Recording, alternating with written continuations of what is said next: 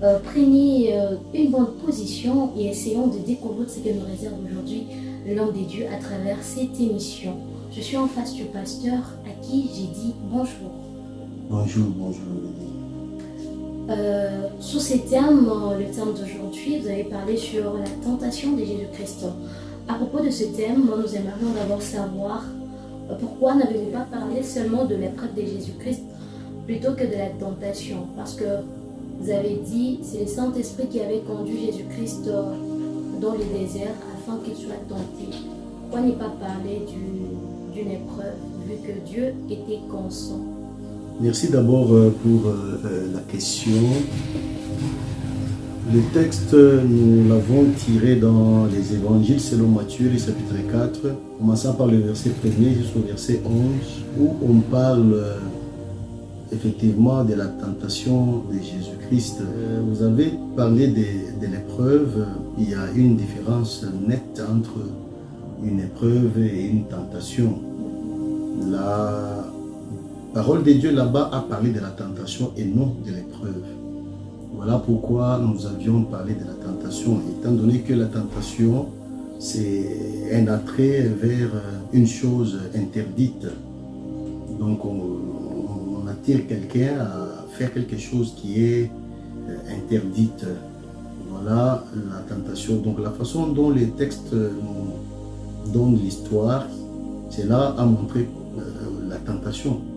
Parce que d'ailleurs la tentation vient du diable, mais une épreuve, ça peut venir de Dieu. Dieu peut éprouver quelqu'un pour voir son attachement envers lui, son amour envers lui. Et l'exemple le plus fréquent, le plus marquant dans la parole de Dieu, c'est la demande que Dieu a adressée à Abraham pour offrir Isaac, son fils unique. Là, on voit une épreuve. Mais ce que nous voyons dans les évangiles selon Matthieu, ça c'est vraiment une tentation. Voilà pourquoi on a parlé de la tentation.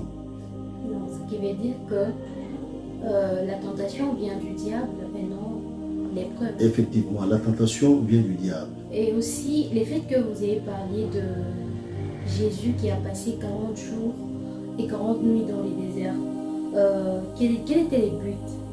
Parce que pendant ce temps-là, il était seul, il n'avait pas de disciples. Quel était le but ou qu'est-ce qu'il voulait enseigner aux chrétiens aujourd'hui? En tout cas, ça c'est une question vraiment importante. C'est qu'il faut savoir d'abord la question qu'il fallait se poser.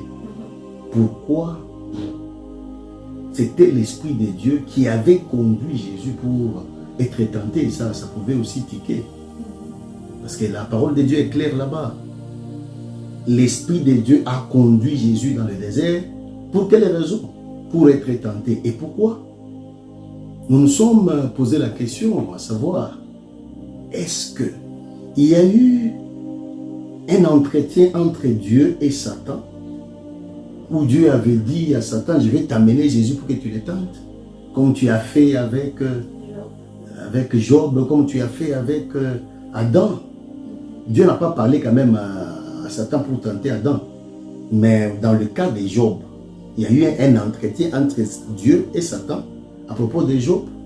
Est-ce que c'était la même chose avec le cas de Jésus?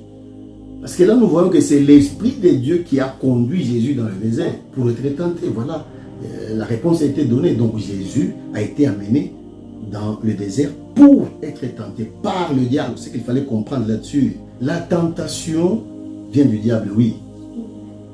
Est-ce que, pourquoi ne pas tenter autre personne? Parce que là, Jésus n'avait pas encore commencé à travailler. Il avait jeûné 40 jours et 40 nuits. C'est juste après ce jeûne-là qu'on l'a amené dans le désert pour être tenté. Pourquoi? À cette époque, il n'était pas seul dans le monde, il n'était pas seul à Jérusalem, il y avait d'autres personnes. Maintenant, pourquoi seulement tenter Jésus? Pourquoi seulement lui? Bien qu'il n'avait pas encore appelé les Pierre, les Thaddée, les Thomas et autres. Mais ils existaient quand même, ils étaient là. Maintenant, pourquoi ne pas tenter quelqu'un d'autre? Seulement tenter Jésus.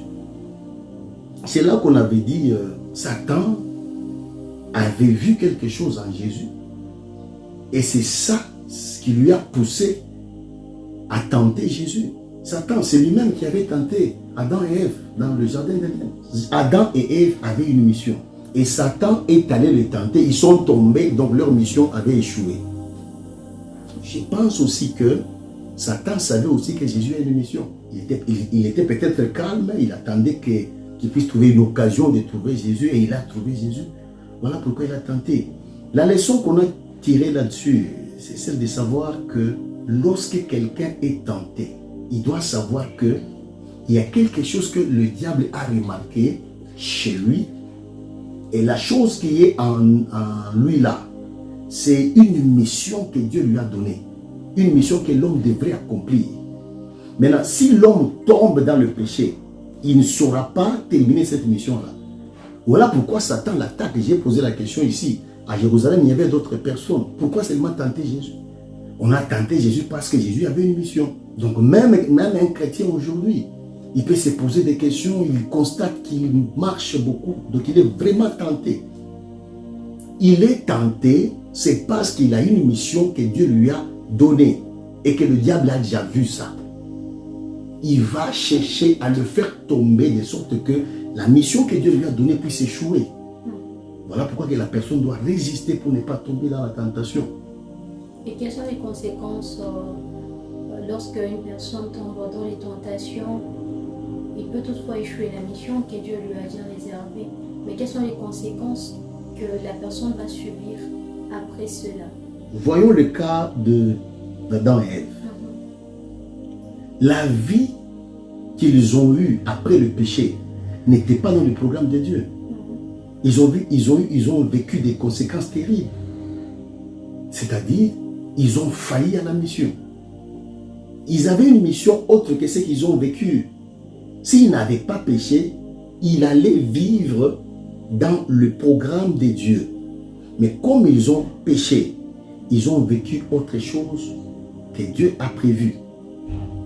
Donc les conséquences de la personne qui tombe dans la tentation, la première des choses, la mission que Dieu avait mise en lui ne sera pas réalisée.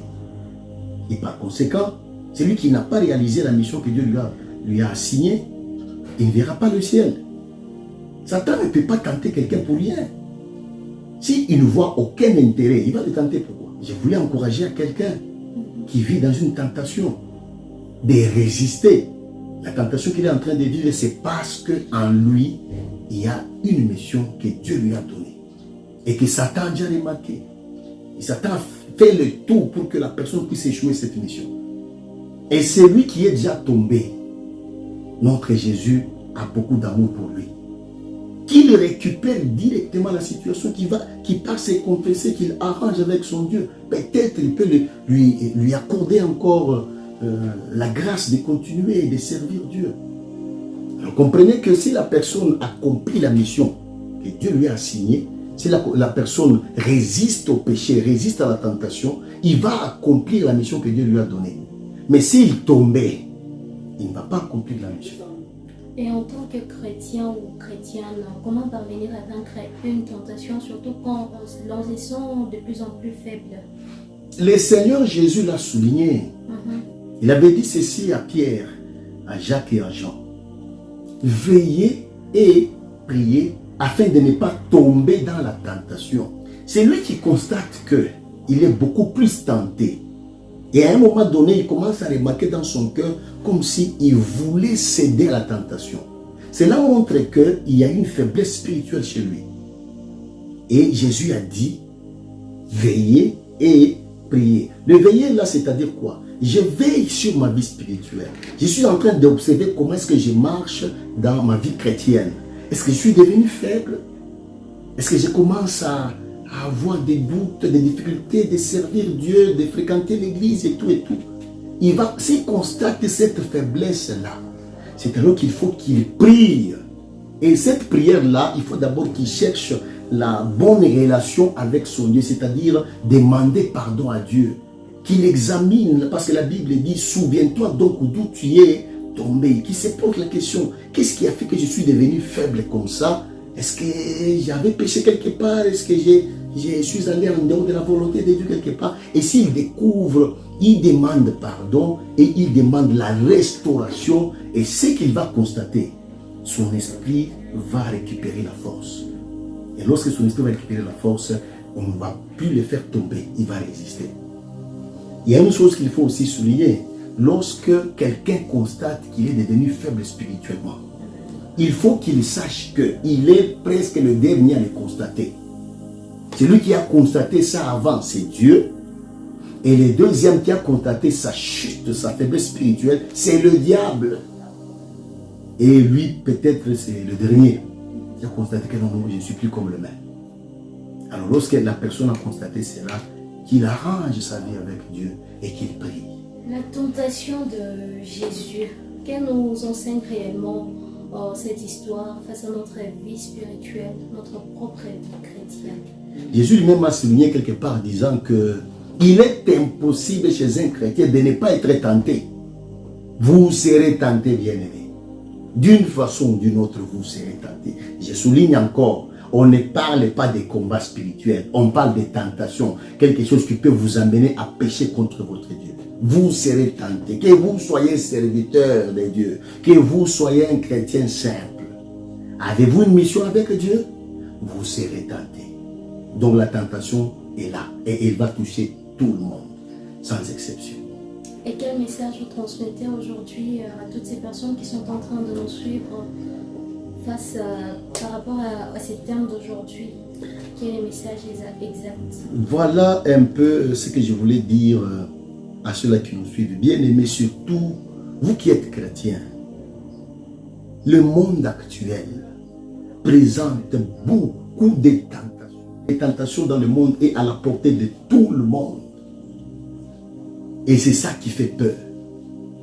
Je vois, il y a des filles qui se filment habillées d'une manière sexy et elle peut prendre sa vidéo là et lance ça sur les réseaux sociaux et tout le monde peut voir ça.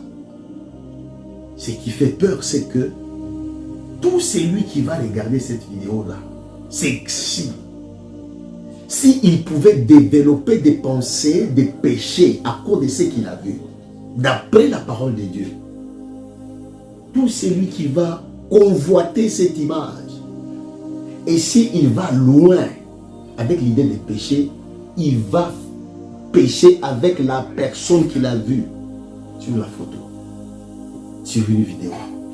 C'est ainsi que je me rappelle de quelqu'un qui avait témoigné disant que Dieu l'a amené le dernier jour. C'était une fille arrivée devant celui qui était comme juge. Le juge lui a dit, toi fille, tu as déjà couché avec 300 000 personnes dans le monde. Elle a nié. Moi, je suis chrétienne. Il dit, non.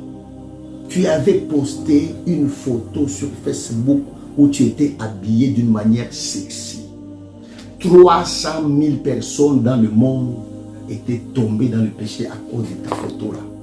Donc tu as couché avec ces gens-là. Mais imaginez-vous quelqu'un qui lance des vidéos sexy sur les réseaux sociaux. Il va coucher avec combien de gens? Pratiquement comme ça. Elle n'a pas couché. Mais spirituellement, dans le cœur, peut-être il y a même un garçon qui a vu son image et qui est allé se masturber à cause de ce qu'il a vu. La fille peut être chez elle dans sa chambre, elle dort, mais il y a quelqu'un qui est en train de se masturber à cause de ce qu'elle a posté sur sa vidéo, sur son compte Facebook ou bien je ne sais pas quoi. Voilà comment je me suis dit, le diable se frotte le main. Comment les enfants de Dieu sont en train d'être perdus, sont en train d'être essuyés du jour le jour. Quelqu'un qui lance une vidéo aujourd'hui, combien de gens vont convoiter cette image? Est-ce que tu sais qu'aujourd'hui, là, tu peux lancer quelque chose sur un réseau, les réseaux sociaux, directement, même les gens en Amérique voient ça. À la minute, là, tu vas contrôler qui? Tu vas contrôler qui? Même les chrétiens. C'est ce qui fait peur, bien aimé. La tentation actuellement, elle est à la portée de tout le monde. Et on a dit ceci, il y a la tentation qui vient de l'extérieur et une autre tentation qui vient de l'intérieur. L'extérieur, c'est quoi? La Bible dit, la Bible nous interdit de ne pas avoir de mauvaises compagnies. Heureux l'homme qui ne marche pas selon les conseils des méchants. Donc on peut t'induire en erreur à cause de ton entourage. Mais quelqu'un qui voit, qui voit des images pornographiques, qui s'essuie avec ce qu'il voit, là c'est son âme, c'est son cœur qui va être essuyé. Et la tentation va commencer à venir de l'intérieur. Et ça sera compliqué. Voilà pourquoi la Bible nous demande de garder notre cœur pur, bien-aimé dans le Seigneur. Notre Seigneur Jésus n'est pas loin. Donc, je voulais conseiller à mes sœurs chrétiennes, voyez ce que vous postez, voyez votre accoutrement. Si vous remarquez que vous avez déjà posté quelque chose de sexy, enlevez ça. Allez enlever et demandez pardon à Dieu. Sinon, le dernier jour, ça sera compliqué pour vous. Surtout les filles sur les réseaux sociaux, ça devient compliqué, vraiment compliqué. Voilà un peu ce qu'on voulait que les chrétiens puissent écouter et qu'ils puissent arranger leur vie pour plaire à notre Seigneur Jésus. Merci beaucoup, pasteur, pour toutes ces réponses à nos questions. Je crois que c'est tout pour aujourd'hui. On va s'arrêter par là et on se retrouve très prochainement avec un nouveau thème,